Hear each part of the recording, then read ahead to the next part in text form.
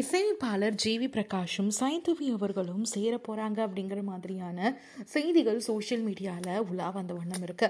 காரணம், ஜி.வி. பிரகாஷும் சைந்தவி அவர்களும் இப்போ இணைந்து ஒரு கான்செர்ட்ல பேசியிருக்காங்க. என்னதான் இவங்க ரெண்டு பேரும் டைவர்ஸ் அறிவிச்சாலும் இவங்க ரெண்டு பேரும் சேர்றதுக்கான முடிவில் இருக்காங்க.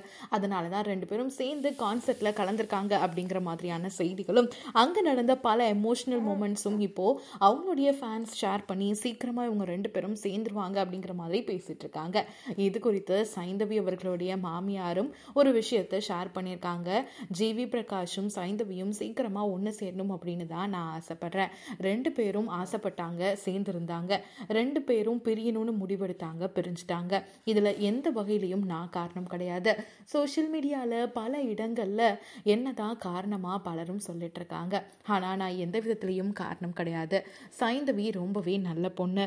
எப்பயுமே ஜி.வி. பிரகாஷை ரொம்பவே நல்லா பார்த்துக்கிட்டாங்க. ஜி.வி. பிரகாஷுக்கும் சைந்தவிக்கும் எப்போ படம் நடிக்க ஆரம்பிச்சானோ ஜி.வி. பிரகாஷ், அப்பலேருந்து சின்ன சின்ன சண்டைகள் வந்துட்டு இருந்தது.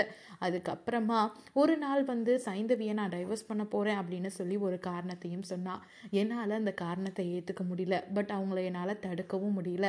ஆனால் சீக்கிரமாகவே ரெண்டு பேரும் ஒன்று சேரணும் அப்படின்னு தான் நான் ஆசைப்படுறேன். எப்போ வரையும் அவங்க ரெண்டு பேரும் ஃபோன் பேசிக்கிட்டு தான் இருக்காங்க அப்படிங்கிற மாதிரி சொல்லியிருக்காங்க. இதுல இருந்து ரசிகர்கள் எல்லாரும் சீக்கிரமாகவே இவங்க ஒன்று சேர்ந்துருவாங்க. இந்த கான்செர்ட்லேயும் ரொம்ப அழகான எமோஷனல் மூமெண்ட்ஸ் நிறைய ஷேர் பண்ணி சீக்கிரமாக சேர்ந்துவாங்க பாருங்க அப்படிங்கிற மாதிரி சொல்லிட்டு இருக்காங்க.